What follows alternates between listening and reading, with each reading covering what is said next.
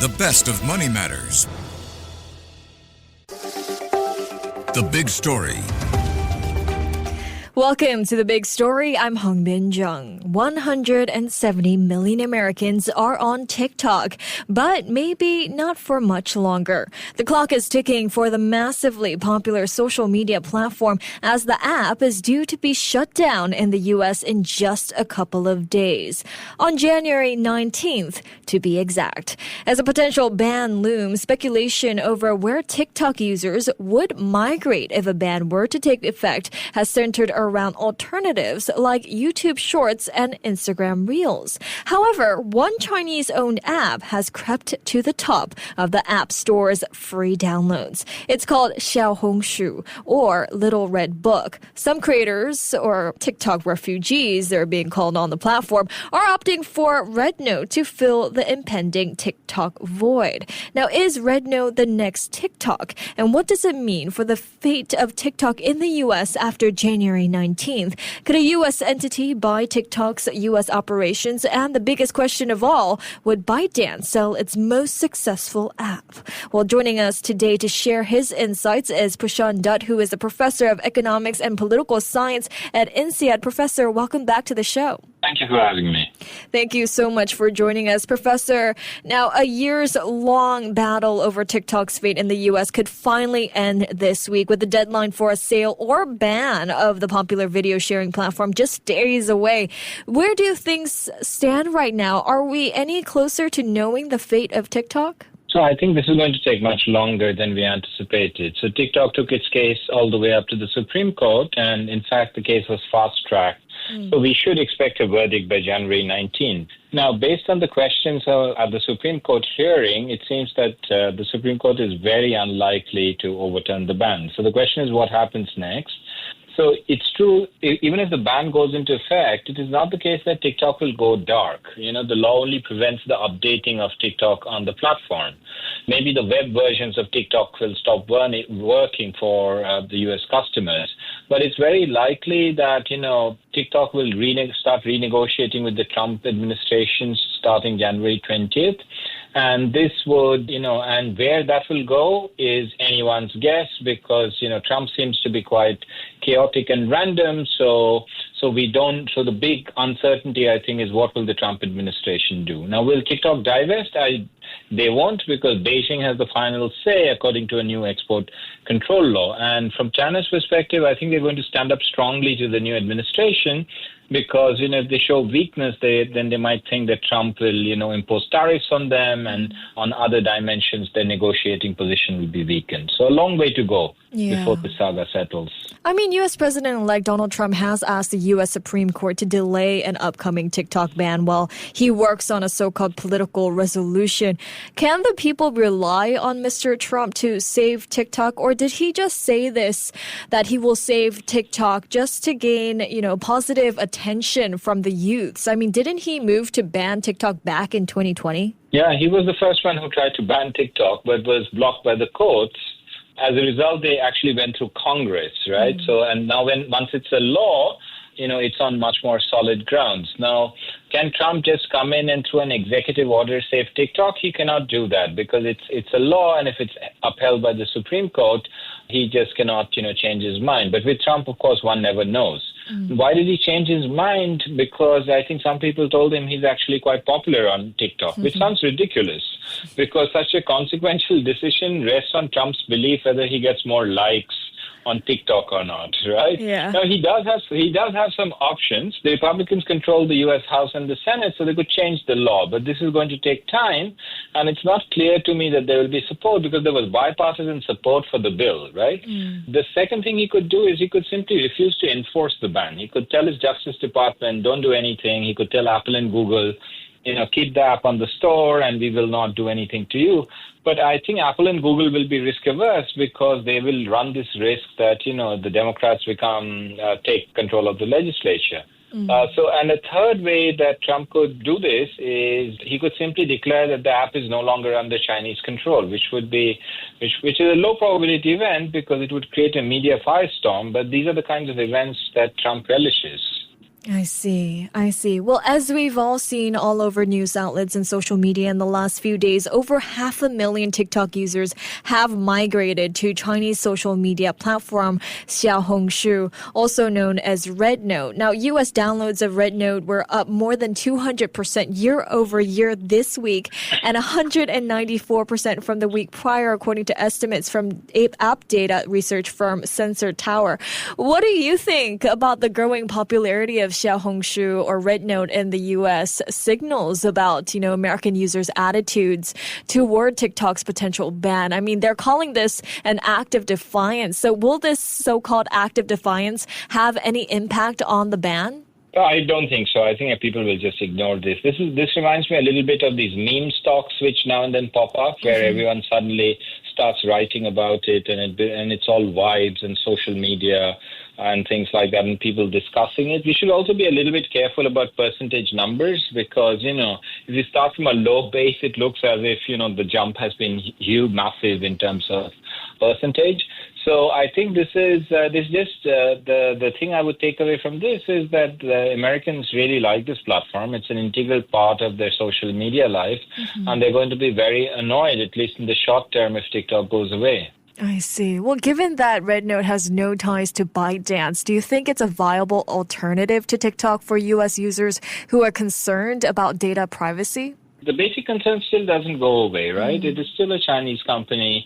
The same issues are going to pop up in terms of who controls the data, who controls the algorithm, to what extent, this is from the Americans' perspective, to what extent does the Chinese government have a say in all of these decisions, and therefore the security interests and the basic interests sort of persist. And in fact, I can see a scenario where if users keep migrating to other social media platforms originating in China, then a blanket ban on Chinese social media platforms and even multiple Chinese apps may come down the pipeline. I see. Well, then once, TikTok ban does come into fruition, do you see RedNote also being targeted and being banned in the future as well?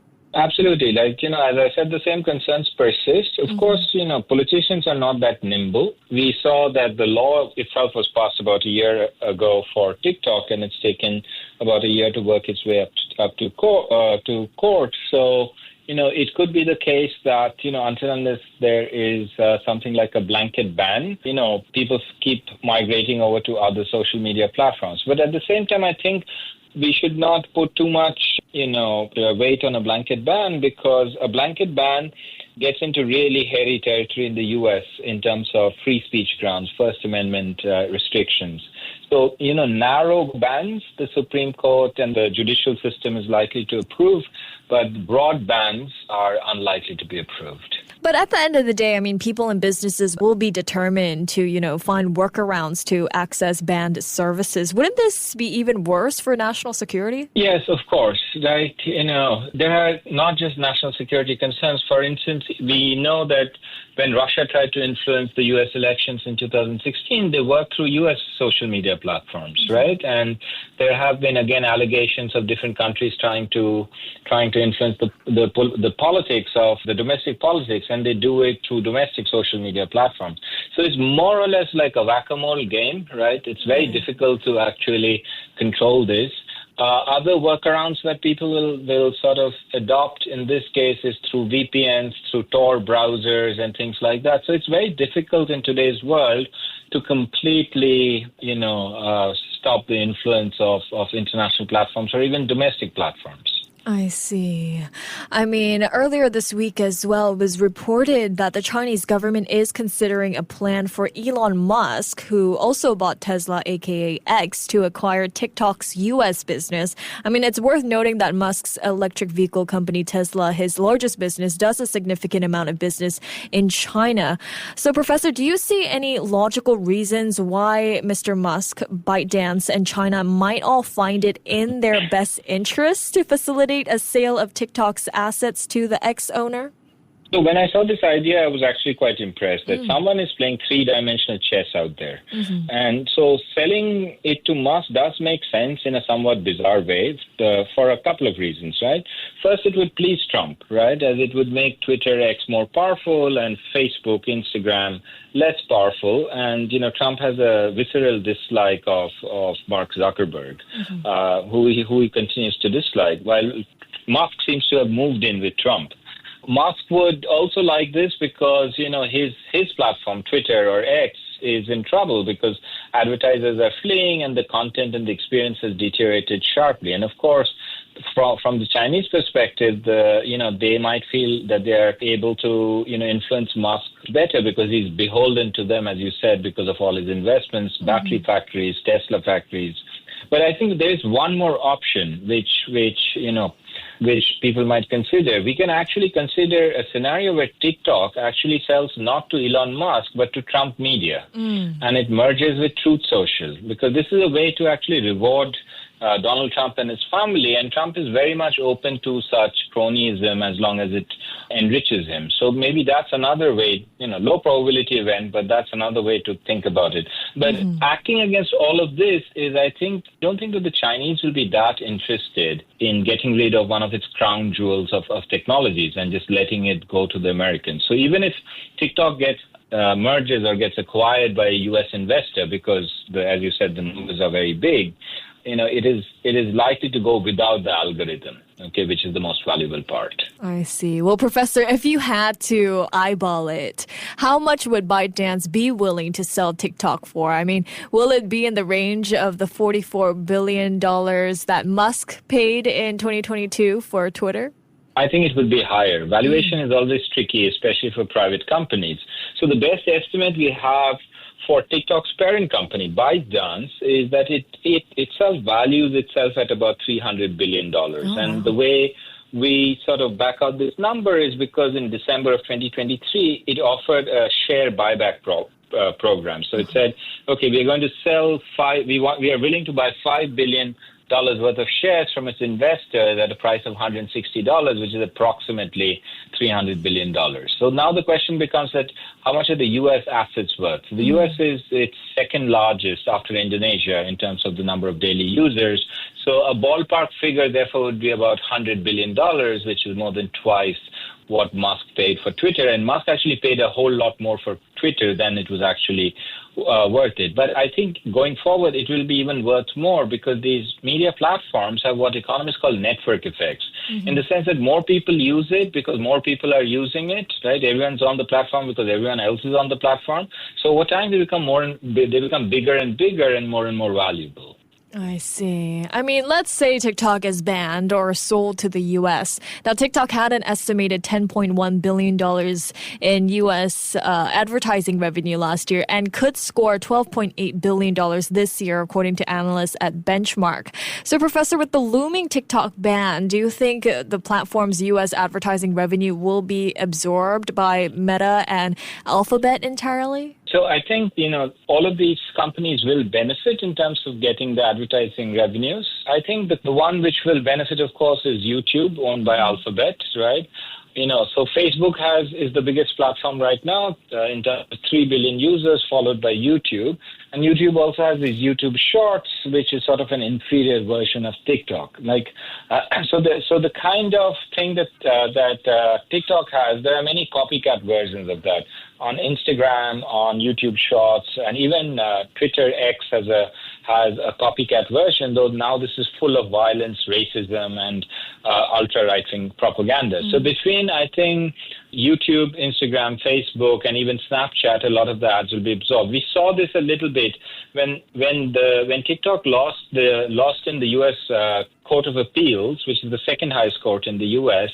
Both Snapchat's and Meta's stock prices jumped massively because markets are anticipating that they will get a lot of the share of the advertising dollars. Well, speaking of Meta and Alphabet, could new entrants in the space arise to challenge the dominance of these tech giants? So it's going to be trickier from now on, because, all these platforms have this kind of winner-take-all features, right? especially when we think it in terms of niches, in the sense that, the older users use Facebook, the younger ones use Instagram Reels. So because of these platform effects where demand feeds into greater demand, I'm there because you are there, the users are there because, the creators are there and vice versa. Once they take off, it is really difficult for new entrants to enter. So again, Twitter is a case in point. Musk takes over X, and then, Facebook launches Threads, and then there is another version called Blue Sky. But they are struggling even today, even as the user experience on Twitter deteriorates for the short message platform. Twitter still has the lion's share. So the only way to do new entrants is if a large country like India, Indonesia, China, they block all the international competition, create a space available only to their domestic firms, and then that platform can grow inside this closed space, and later then it can spread globally. TikTok did a version of this. They had a version of this earlier in China before they actually went global. Right. I see. And finally, Professor, before we let you go, what else will you be looking out for in this space over the next few days? So I'm going to make a heroic prediction, which is that very soon we will actually not be thinking about TikTok, and this will sort of fade into the background. And the reason for that is because Trump comes into power in January 20th, and then we are likely to be talking about tariffs. We are likely to be talking about immigration crackdown, and also discussing things like whether the U.S. will invade Greenland. So we will get distracted by other chaos and headache-inducing issues. And I think this TikTok issue will somehow fade to the background. I see. Well, as always, thank you so much, Professor, for your time and your insights today. Thank you. Thank you. That was Pushan Dutt, who is a professor of economics and political science at INSEAD. This has been The Big Story with me, Hongbin Jung. To listen to more great interviews, download our podcasts at audio.sg or download the audio app. That's AWEDIO, audio at the App Store and Google Play.